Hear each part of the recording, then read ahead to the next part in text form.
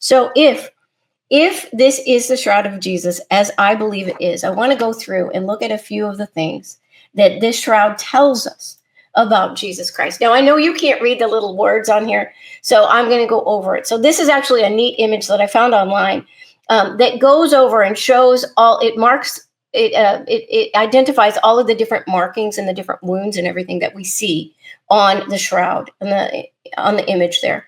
And so what I'm going to do is I want to go through and I want us to think about the things that Jesus experienced that we see evidence of in the shroud. I'm going to start at the top of his head and I'm going to go down. So we see that his nose was broken, and we see that his face was swollen and his right eye was bruised and probably swollen shut.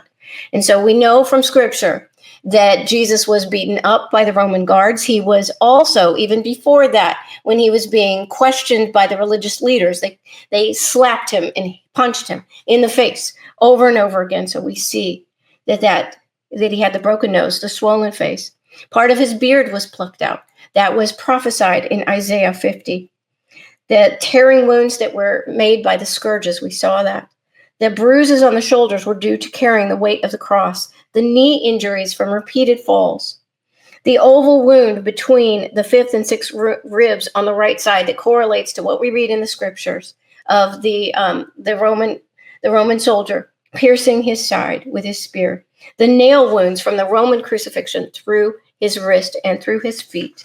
And then finally, that his legs were not broken because he was already dead. So this is amazing. This is amazing. So they have created a life-size replica of the body.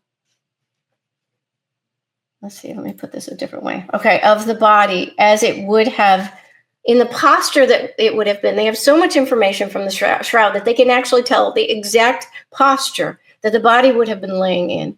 And so we can see from this is a life-size replica of the body. The skin is made with latex, so it feels and looks real.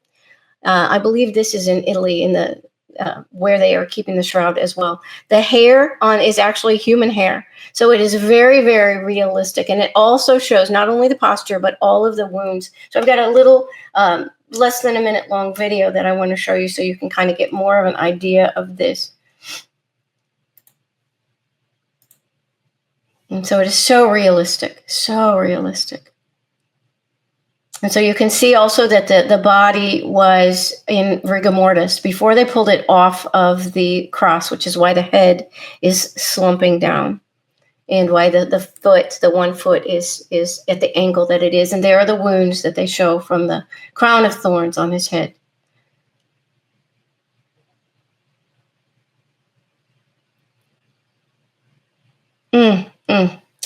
So it's hard to look at. It's so hard to look at, but it's so important because these are the things that Jesus went through for us so that we could be saved. And so I want to talk about the significance of this. And I'm going to end with this because this is so moving to me. And I think it is for a lot of you as well to see these and to realize. But what moves me the most is because it is absolutely miraculous that we have this. God preserved it. God made it. The way that it was created is miraculous. God made sure that we would have this image of Jesus Christ, not a painting, but an actual image of Jesus Christ, so that we could see it. And what image did he give us? God, in his ultimate power, he could give us millions of different kinds of images. He could have created them in a million different ways that we can't even fathom. Well, what image did he give us? He gave us the image of Jesus's death.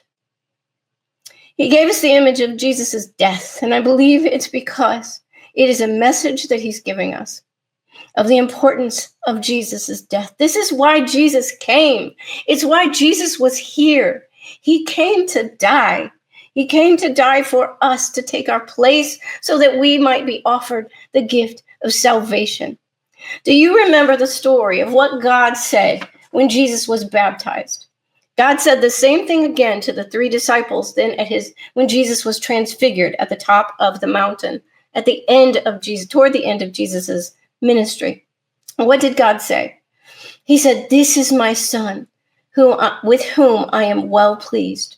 This is my beloved son with whom I am well pleased." And then he said one more thing. he added to the disciples at the transfiguration. He said, "This is my son, my beloved son, with whom I am well pleased. Listen to him." I believe that this shroud is telling us the same message from God. This is a message to us from God. Behold, my son. I'm sorry, I just get overwhelmed with this. Behold, my beloved son, with whom I am well pleased. Listen to him. What a miracle, what a miracle, what a miracle. It's one more crazy, crazy, miraculous sign, proof of Jesus Christ, and it is proof of his death. The most important thing that he did, that he shed his blood, and we actually have drops of his blood. It's amazing.